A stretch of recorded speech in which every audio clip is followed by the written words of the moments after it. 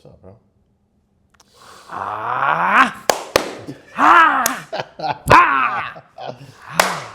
Yeah. Back in this thing. What's up, man? Tommy. Keep. Cool stuff. Yeah, on the bell. Check them out. Switched up the hoodies a little bit. Just a little bit. Mm-hmm. Yeah. On the bell, it's a saying that Yeah, what's it say? Talk about that saying. it's just, when that bell rings, time to work, man. On the bell, I'll probably say that at least, for sure, at least 12 times a group session. If it's a one-on-one, maybe a little more, we might go 15 rounds. But on the bell rings, time to go to work. It comes from my dad. Well, probably comes from his dad, but it's just something that it's just like clockwork, man. It's a fun one, man. No, that's a. It's a staple. It is. It's like when that bell rings, man. Nothing else matters. That's right. Nothing else matters. Hoodie up. Yeah. Focus same in. thing. Zone in. Put those blinders on, man. That's right. Now, man, one of the things that your dad would always say, that there's a few quotes specifically that there's a bunch of them that stuck with me, but a few of them really, really stuck out with me. And the other one, run out of gas, that's your ass. That's obviously always. Ain't no gas station here, dog. Nope. And the other one,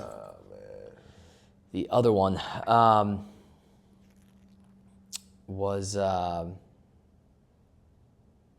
were you talking about, dude? Because I totally completely changed, lost train of thought. Quotes? Yeah. Yeah, run out of gas, that's your ass. And of Yeah, course that stuck with you from when we were kids. Yeah, my God. I mean, guess it was, outside the gym, outside the ring. Yes, thank you. Yep, there it is. Yeah. So, you're a good lad, all right? You're a good dude, all right? Outside the ring. Modest, gentleman. respectful, professional, gentleman. But you step in the ring, the lion comes out. Yeah. That's it. That's the battlefield. That's where it's you signed up for this. You agreed to get in there. That's it. That's what it is. So that's one of the that's a big one for me. But it's funny how there's just specific quotes that just. Yeah, man. I mean, more. It happened, obviously when we were kids in training. But my grandfather, sometimes I'd be gassed, tired, and he'd look at me or he'll scream, "Ain't no gas station here, boy. What you waiting on? Weight broke the wagon." What does that even mean? What does that even mean? And then most recently, back in April, last time I sparred with Deshaun, I went 6 rounds, and by the 6th round, I was done. And my dad whispered to me at the end, he said, "Well, maybe come here and get you in shape, boy." And, I'm like, damn. But that's how it is, man. You run out of gas, that's your ass, man. Facts. And that's anything, right? But anything. You know what, though, too, man? It's just, when you come in to train,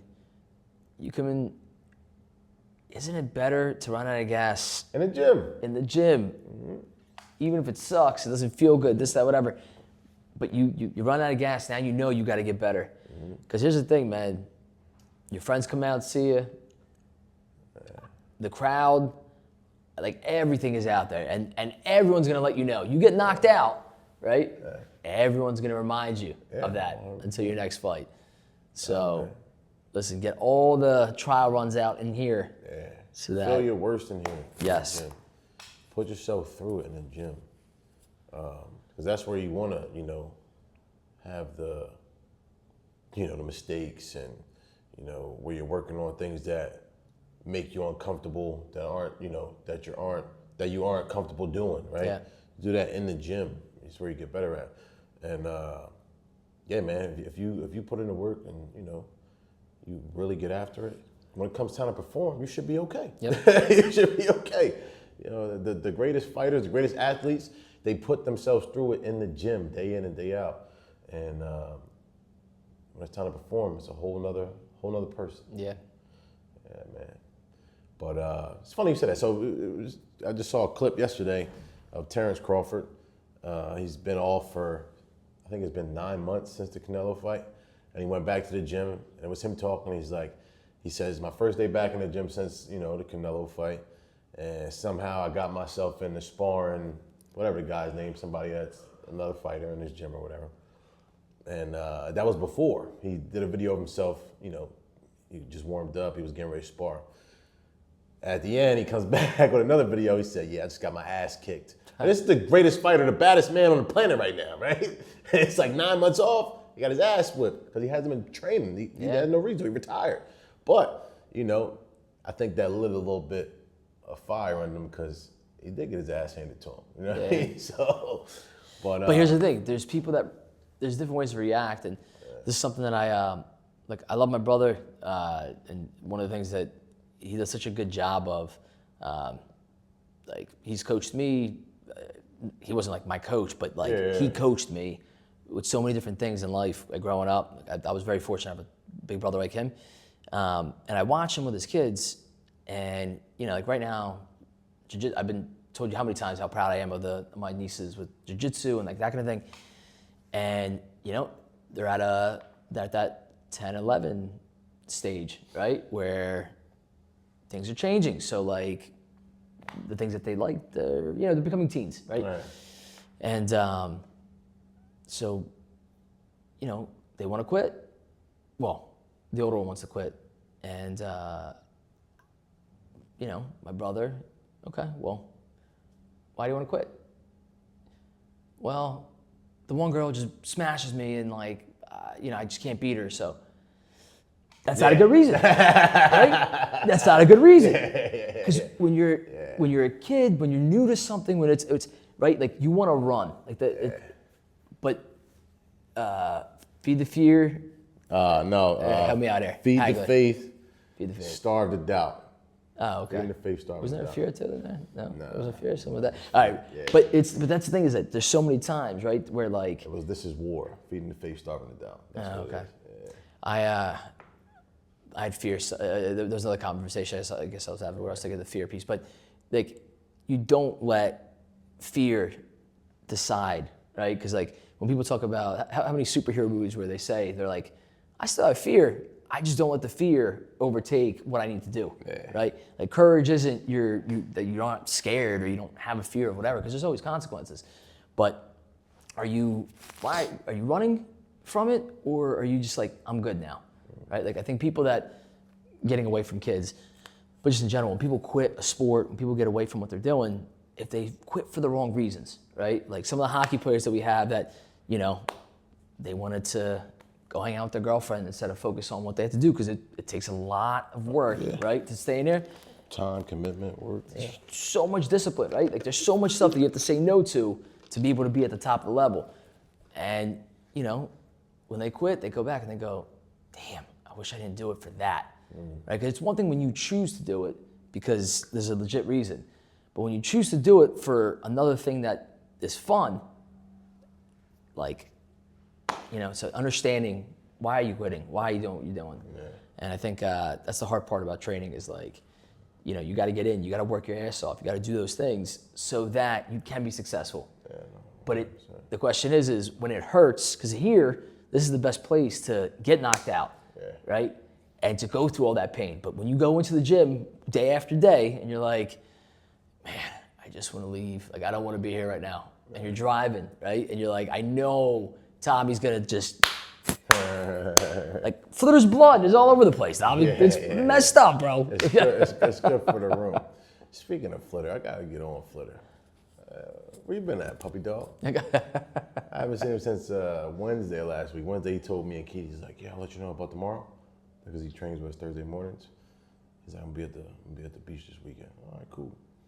Well, this morning, Monday morning, no Flitter. Yeah. It's funny. Last time we sparred, a couple weeks ago, I was jabbing him to the gut, and it was real soft.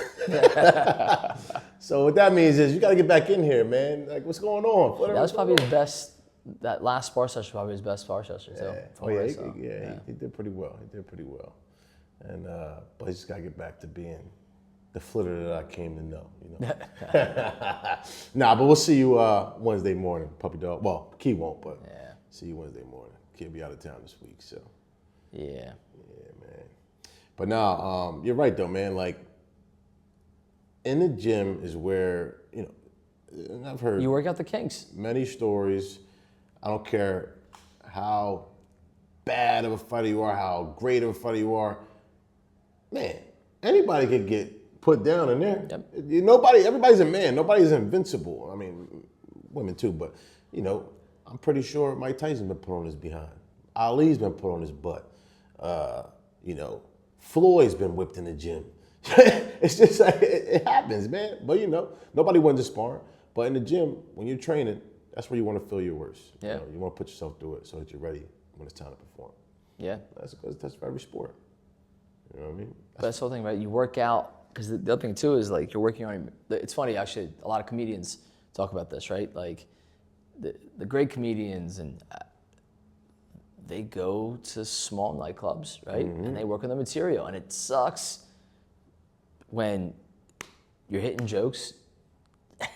Nobody's laughing, dog. Right? And you're sitting, and you're also thinking about this, right? Like you're one of the best, and you're not to be able to not worry about looking dumb, right? 'Cause that's the whole thing. Like why don't people want to do this stuff, right? Well, I don't want.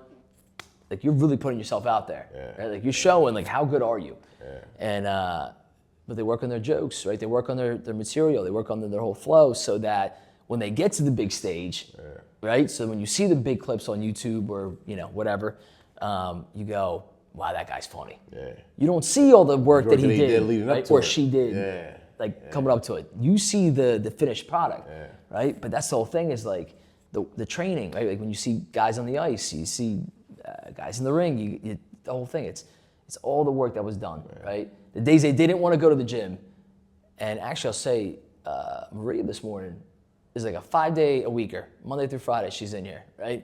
She had knee replacement, she had all these different things going on. This morning, didn't want to be here.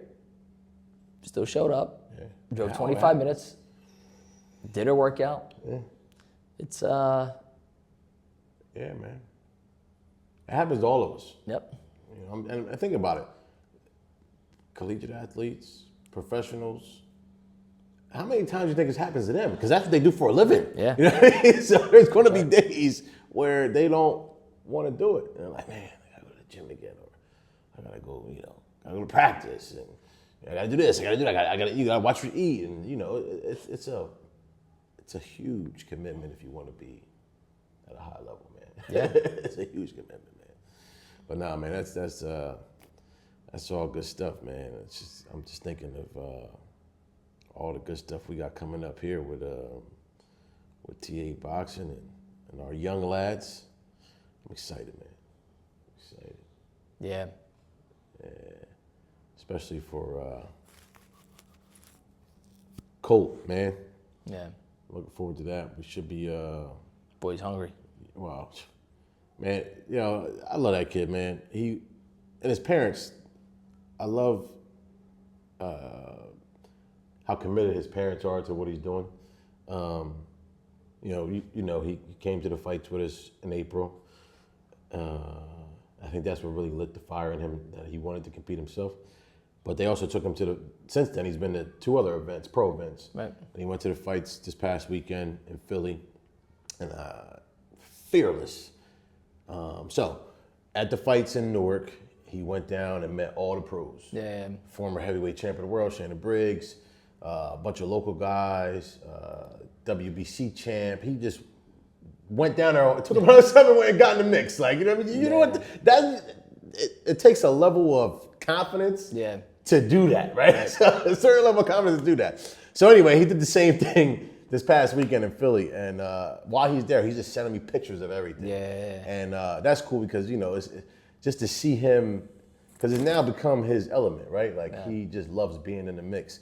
And he met, Danny Swift Garcia. He met JYD. He went to see a kid that, as a young pro, that he met up in Newark. He went to see him in Philly, and the kid actually gave him his gloves after the Oh, fight. that's cool. And so like, you know, it was just, and everybody's asking him like, yo, so do you train? Do you compete? Yeah. And he's like, I was supposed to, got canceled, but trying to get in there as soon as possible. And he's pumped up, man. He loves it, man. So it's cool watching him grow for sure. Yeah. Can't wait to get him one. Hopefully next month. Hopefully. Yeah. But yeah, man. And then, you know, just staying after it. But yo, tell me a little bit about, let's talk a little bit about how things have been going with the summer program, and now we're midway through. It's been great, man. As always. Well, I think we're a little bit further than midway through, right? Oh yeah, no, guys are about to start. I mean, we're already losing. Yeah, we have about 5 or 6 that are leaving this week. Okay. We have a bunch leaving after next week, and yeah, man, it's funny how quick summer kicks in, and I feel like we were just talking about like, you know, summer's finally here. Yeah, right. Yeah, man. No, dude. It's already end of July, man. It's crazy. Yeah. No, it's a different piece, but yeah, no, but it's been a high-powered summer, and that's how we like to do it. Yeah. So, yeah, man. Absolutely. Yeah, man. Well, we changed the hoodies. We changed the. You didn't see these, did you? Well, you see it now. We changed the performance and hockey hoodie too. Is that a performance one? It's performance, yeah. Yeah, it's pretty dope. I like the back. Come on, model. Come on, take a look at that. TA Performance, baby. Yeah. Working out some kinks. So it's a little thinner than, you know, the. They are. But here's the thing. But they're 70% cotton. Yeah. They went from being. I mean, that's good for us that wear them in training, but you know. Yeah. No, but that's the thing. Like I always wear my hoodies. My Move Look Feel hoodie is 2011, 12. Like most of those hoodies are 2011, 12, 13 maybe. So it's lasted 13 years of nonstop like, bro, over and over again, machine wash, the whole thing. And but like it just feels better because it was more cotton. Yeah. And like dude, the new hoodies. You mean the 50-50 blend? I hate the 50-50 blend, man. It's not the same. It doesn't breathe well. Like it's one thing to wear. Like, listen, I love wearing hoodies, but it's not to like choke you out, right? Like that's how the black hands high hoodies are. I could not work out in that hoodie. I tried it.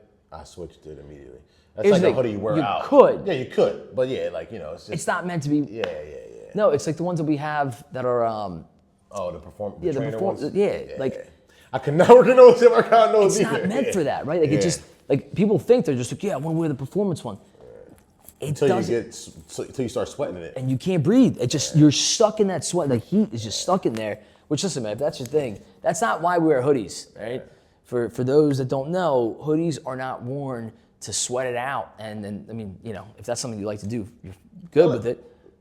Elaborate on that, because no names. There are some people that train with us that have said to me, and I'm sure you've heard this before. I don't want to lose weight. Not even that. It's like, well, there's no scientific data that proves that, you know, wearing a hoodie does any. You know what I mean? Bro, it has nothing to do. Scientific data. What are you talking about? Yeah. It's your superhero. It's your superhero costume. You don't go save people, right, without your superhero suit, right? Like Spider-Man doesn't go out without a Spidey suit. Deadpool. Deadpool. I'm a big fan of Deadpool. Deadpool. He doesn't go out. Yeah, he's masked up. Yeah. Not because he's messed up, Tommy. Masked That's up, not the masked up. So, hoodie up, mask up. Hoodie up, mask up. I like that. So tell me this then. What about the parents or athletes that say, "Oh, my kid, he's going to overheat"? Okay, so when it's cold, you come home and it's cold in the house, all right? you go to your bed and you get under your thick covers. Is it cold or is it hot? It's cold. Hot. Yeah, it's cold, but you get hot. Yeah. It gets hot at some point. Yeah. But you get under the cover and you start moving, and at some point the heat increases under the cover. Yeah.